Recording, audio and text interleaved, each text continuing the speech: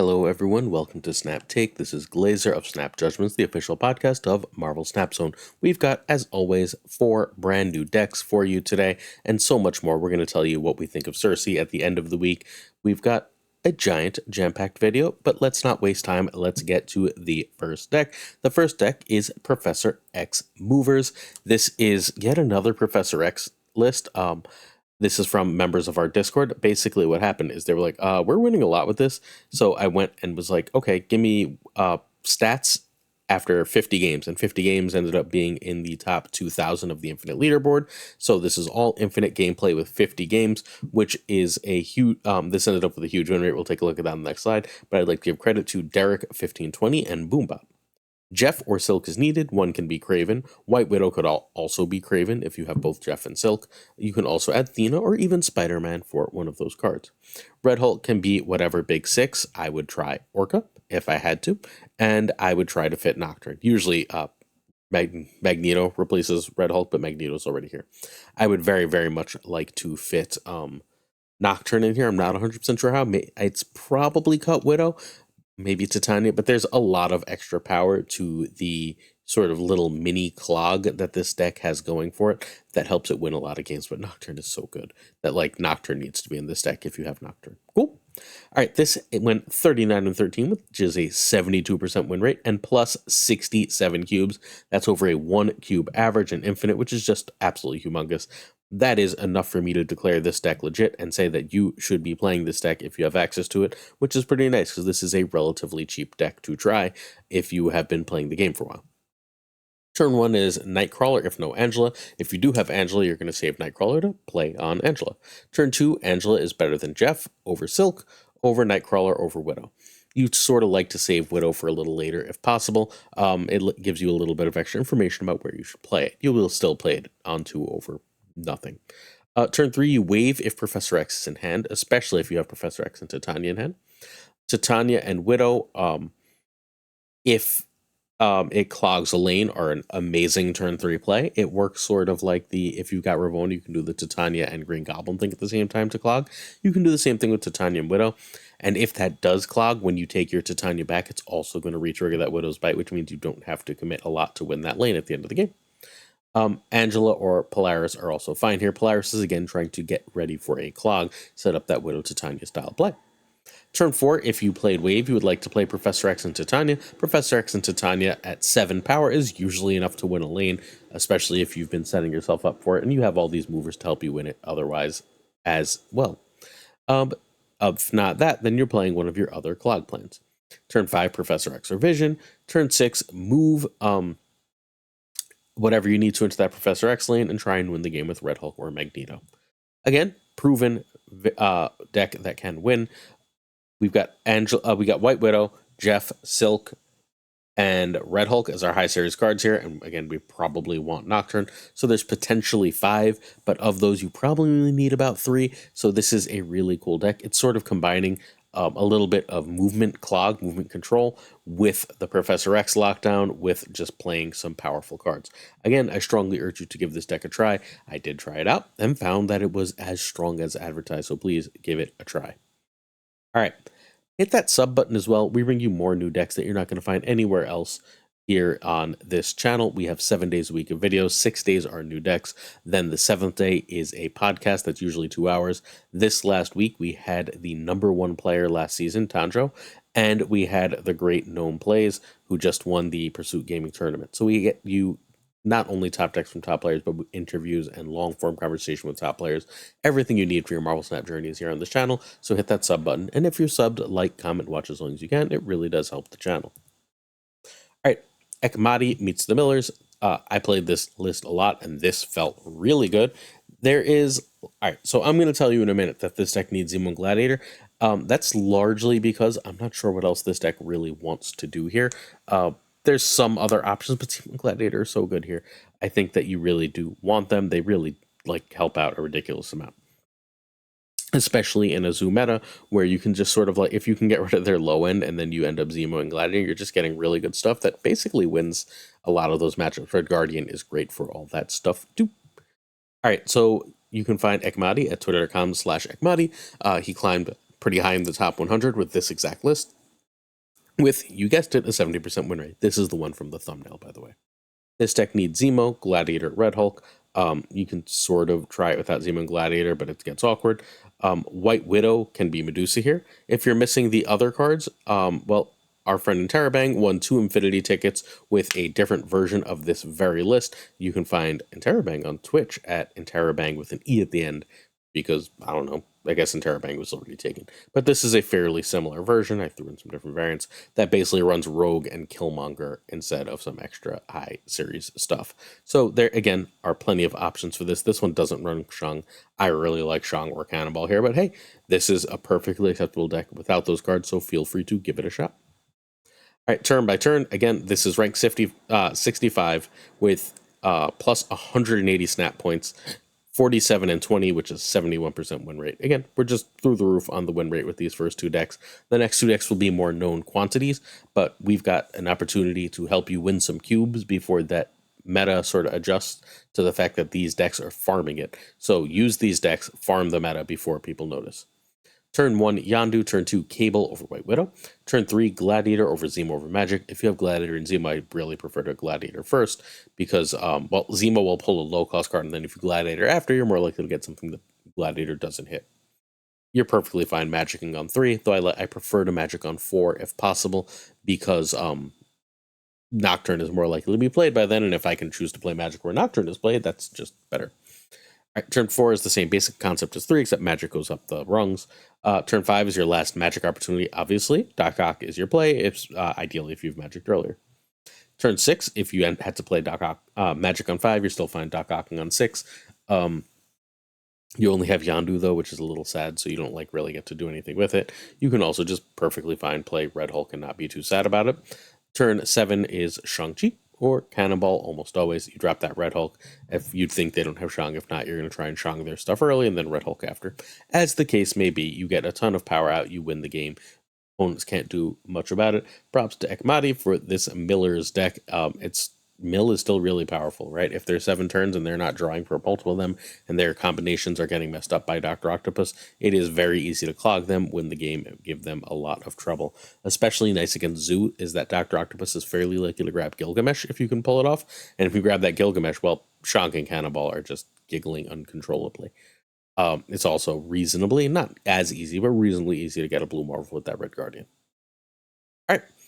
If you are interested in seeing gameplay for these decks, please check out the stream team. Today, it is Gregor's Day at 12 p.m. Eastern over at Gregor2424 on Twitch. You can find Gregor streaming these decks. Tomorrow morning, there'll be a video of Gregor playing these decks. Tomorrow will be Prashaun for a bunch of Makari gameplay. And early spoilers, my theory on Makari is kind of bleh. All right. Eeka's To Kill a Mockingbird. We featured this months and months ago. Eeka climbed into the top 50 with this list months and months ago, and thus far, 0 cards have changed.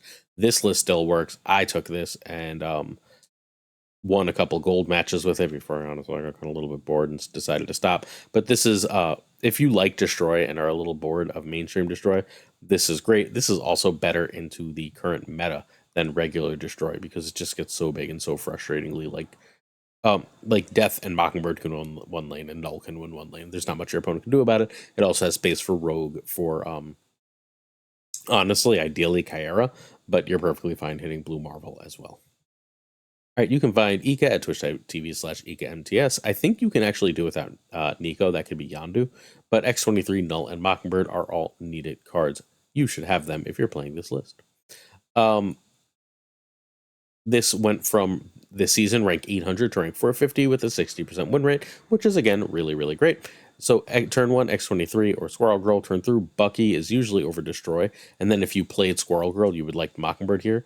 I would play Shauna sometimes over Mockingbird because if I go Squirrel Girl and Mockingbird, Squirrel Girl and Shauna, my Mockingbird is not free. And that's generally better than Destroy. Turn 4, free Mockingbird plus start destroying. Turn 5, continue destroying, or if I've made my death cheap enough, drop death. And then turn 6, play like a 40 power Null in whatever lane and win the game. It's awesome. This list is very, very powerful. Don't hesitate to basically eat absolutely everything. Your win condition is make sure Mockingbird and Death get that close lane. That's still 21 power, and Null gets whatever lane you want, whatever lane that they think that they're safe in. If you don't have priority going out, Null wins. And that's how you win with this deck. It's a lot of power. It's very cool. Its draws can betray it, but hey, that's Marvel Snap, right? When the draws don't betray it, this puts out as much power as anything. Also, Mobius would beat it, hence the Rogue. All right, if you're interested in competitive Marvel Snap play, Snap Masters 3 is happening. There are open qualifications, open to everyone, on June 23rd and June 30th. There's a $350 prize pool for the final part of the tournament we are sponsoring. The group stage will be July 9th, July 21st, and July 28th will be the finals. We will have exclusive decks for you here on this channel, of course. If you're interested, you get 3 qualifications being allowed each day. Sizer's in, Spyro is in, FAK Andrew Var, FAK I Lost One, Johnson, the Great Twitch Irem, Tori Kun, Desmond, Lambie Series W, Browda, and Husky Puppies 35, and then someone they haven't announced yet. I know who it is, but I can't say. So there we've got all these people, these ridiculously amazing players competing in this tournament. If you want to compete with the very best, if you think you can compete at this level, and that, like, especially those of you who yell in the comments all the time that being good at Marvel Snap is just a matter of having time to play, well, here's a tournament. Prove it. Let's go. All right. Weekend. Oh, this isn't weekend edition review. This is final review. Last chance review for Cersei. So Cersei, for anyone who's been in Cave since last Tuesday, 5/7 on reveal, transform your other cards here into random cards that cost 1 more if able. Cersei seems to be between 10 and 30% fail rate, as in you just lose when you play her. But the problem is when you're playing her specifically because you were going to lose that otherwise. So, like, she'll lose you some extra cubes, but she gives you a chance for really, really great cube gain as well. She has 3 real homes. She's good in some Annihilist. Well, she's good in basically every Annihilist deck. Her one downside in Annihilist is she's kind of bad into Annihilist Loki. Annihilist Loki really loves pulling her and being like, oh no, you Annihilist me. Cool, I'll turn that. I'll just Cersei that. She's really solid in ramp decks, and that's the thing we're going to talk about on the next slide. And she's in a couple of good card shells, like the one we looked at in Friday's video from Owl God. Are any of these required? Well, if you play a lot of Annihilus or ramp, you should get her. And if you don't, you're probably fine doing without her. Don't. So here's an important thing. Marvel Snap is releasing too many good cards right now, right? Don't chase the meta deck unless you're trying to chase every card, because the meta deck will relatively consistently change, right? And as the meta deck relatively consistently changes, unless you're spending, unless you are trying to get most of the cards, if not all the cards, you're getting like 3 out of 4 each month or so, then you're going to fall behind those meta decks. Good? So instead, focus on what you like and want to play that is competitive. Like, if what you like is, I don't know, Zoo would have been my example a week ago, but now Zoo is great, right? But if, like, classic Storm style Lockdown is the only thing you like, well, you're going to have a problem. You need to find another archetype that you're willing to play, because that's sort of too far out of the meta right now. However, if Annihilus decks are something you would like to play, then I think Cersei is worth your spotlight caches or tokens. If you really, really love ramp decks, they are worth. This is not nearly as good as Annihilus, but it is still worthwhile. And occasionally, if you like good card shells, like, unfortunately, everything is kind of going in good card shells, so you have to sort of decide, as the very early 4th of July fireworks have seemingly begun. So my suggestion is fundamentally get her if you like Annihilus, or you get most of the cards. If you are someone who needs to skip and save for things, well, you've got a relatively safe skip in Makari coming up next week. I also would bet that although Arisham is very fun, you could probably skip Arisham without missing too much. So if you have that and you have the ability to grab Cersei, feel free. But unless you're playing Annihilus decks, you'll be fine. And even if you're playing Annihilus decks, an Annihilus deck blew me the F out the other day for 8 cubes because they ran Lady Deathstrike, not Cersei. I had planned and played for a Cersei, and then Deathstrike took out my board. And I was like, oh, well, crap. Yeah, so there are other options. But either way, you get the idea? Hopefully. Thanks. All right, Safety's Big Shaman is the last deck we're going to talk about today. This is a Cersei Blink deck. I think Cersei Blink is a reasonably good combo in terms of, like, using Jubilee to, like, cheat out a big card using Electro without the downside. If you play Electro, then you play Blink. You're going to get Jubilee, Leech, Sandman, or Cersei. Any of those, or one of the 6s. Any that's perfectly fine. If you play that Jubilee, you'll be pulling, hopefully, a big card, because there's only 3 smaller cards here, and that big card can lead into basically more big cards, right? Because, like, Cersei will turn stuff into bigger cards and so on and so forth. Blink is generally speaking, not like always, but generally speaking, a better card than Cersei in this list. But in a lot of this style of list, Cersei is an excellent card, right? Um, let's say you got like a Ravona out. Oh, this version doesn't run Ravona. I've been playing versions with Ravona, but let's say you get a Jubilee out on 4, right? And then your Jubilee goes to grab Leech, and then you just Cersei that, and that lane's ahead. And now, like, there's a location they can't reach, Doom wins. Or there's a location that you've got a Nebula and a Jeff in, and then you can lead her to guarantee a win. Or you've just got a huge Red Hulk. So there are options here, right? Good. All right, so this is from the Great Safety Blade, who is just crushing it this season. He's currently rank 5. He's just been floating around the top. He had that Slayer Blade. He has the best version of Gilgamesh I've played. So please check out Safety Blade at twitch.tv/safetyblade. Nebula. Oh, did I change this? Yeah, Nebula can be Nightcrawler, Iceman for this list. Jeff, Blink, and Cersei are needed. Jeff is needed largely because he plays around Electro when you need him to. You can play Jeff as an extra card with Electro. Red Hulk can be Magneto without losing too much. You lose a bit, but not too much. And I really want Ravona. I don't know what I want Ravona for. I genuinely couldn't figure it out, or I would have put it. But I think Ravona is worth it. And then figuring out another card that Ravona works with is probably worth it. Besides Jubilee. All right. This is the only other real top Cersei deck. Turn 1 Nebula, turn 2 Jeff, turn 3 Electro, or turn 1 2 play. Turn 4 Jubilee if you did an Electro. If you Cersei Blink on top of Electro, if you have that, and if you played Electro, playing Leech is fine. So hopefully you play Electro and get one of the 5s. If not, hopefully you see Jubilee. If you don't see Electro or Jubilee by turn 4, you can run, unless the game gave you some extra energy or something. Turn 5 Sandman sometimes auto wins. If they're playing like a bounce deck, feel free to just drop a Sandman. Otherwise, you're going to do one of the turn 4 plays. If you played Electro and now you have 6 energy, Doom or Leader are fine because Doom or Leader into Odin are backbreaking. You play Doom or Leader if Sandman. If you played those 2 cards earlier, then you play Odin and Red Hulk if just you're trying to go big. And that's how you win the game. It's a really, really cool deck. Really powerful, really straightforward. This is a very good deck to get infinite with because bots and players will snap you as they see you can't do anything, and then you will Leech or Sandman them and steal their cubes. So if you're still looking for infinite, I strongly urge you to try this deck out if you have the option to do so. All right, questions of the day, and then we're out of here. The end of my Father's Day, the beginning of everyone's Monday work week. Someone asked if BBOK is the GOAT. All right, BBOK was the number 1 player on the Infinite Leaderboard in February. He was then number 2 the next season, and then he was tied for number 2 last season. No, I don't think there's a good argument for him to be the GOAT. I think BBOK is a phenomenal player, one who I genuinely like a lot. But for me, personally, you're asking my opinion, it's my channel, right? Which means that, like, I'm not speaking for everyone, I'm speaking in my perspective. For me, the GOAT has to be able to have competed both at the top of ladder and tournaments, and BBK has, to the best of my knowledge, not consistently done that in tournaments yet. It's the only thing holding Tanjiro back, too. Tanjiro doesn't like tournaments either, so that's going to put him below the players who I know have done both. Those players are .geo, Lambi Series.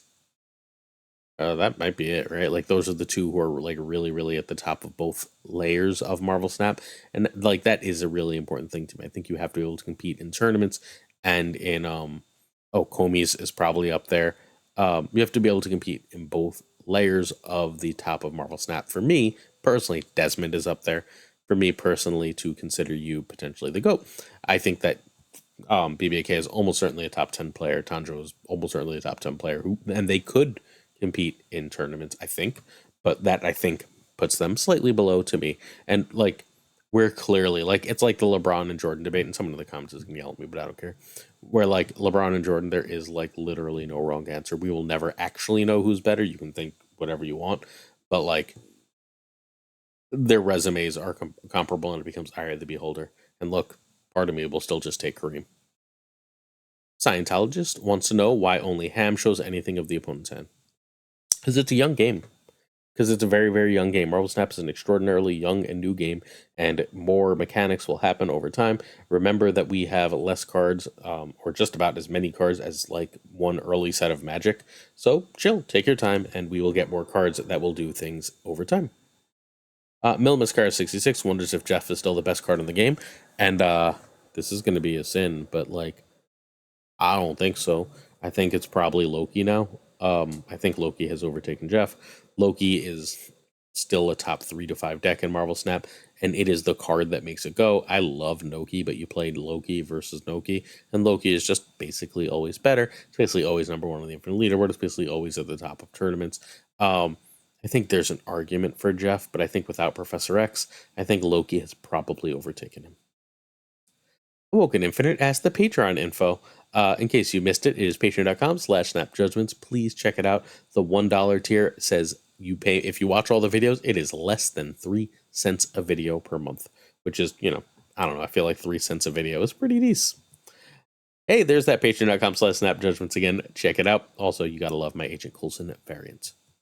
Certain tiers of support on our Patreon come with on-air thanks. We're going to do this relatively quickly because my wife would like to go to sleep. So Abigail Gieslam, Mandatory Burnout, The Great Cables, Irregardless, David G. Wingfield, Direwolf, LAB, Always Kind, FaThorNewman, Good Dog Gamer, This Is The Way, Inc., I Am Frostman, Jane Everett, J.D. McDonald Ho, Kertixley, Koi Ray, Pyrophoros, The Goat Seeker, Denman Falcon, Doc D, New Card King, Fat Nick, Doku, Ginger Prime, Philip Rakovich, aka Ratco, Haplo, Kenny Logged to the Danger Zone, Rob Silverman, The Old Dirty Bizza, Express and Skippy G, Tommy Nyquist, who won Snap Judgments League Season 1, The King of Bros, Bro, Black Dahlia, The Great Kazoo, Jessica Gamble, Ryan Wood, Kev C. Hoda, Lunacris, Louis Antonez, Mod Supreme, Models, Darth Frickin' Tater, Remy Satala, Brian Kaufman, Tristan H. Martin, Jason B., Fuzzy Dunlop, The Fuzzy Dunlop, thank you. Spectrumix, Matt H, DJ Mikey Hijinks, No Frickin' Flex, Ocularis, Mr. Craig Sterry, Pretty Frickin' Chill, no, Pretty Damn Chill, No Frickin' Flex, excuse me. Woof, messing up here. Seamus, who's all caught up, Jonesy, Two Ties, gotta cover that deck still, Two Ties, I didn't forget. The Pirate King Tuccrr, the Homie Man, and of course Gunny T, where the T stands for Tomorrow will tell you to skip Makari. That's it for today. Check out the Patreon. Hit that sub button, especially if you watch this long. You might as freaking well. Peace.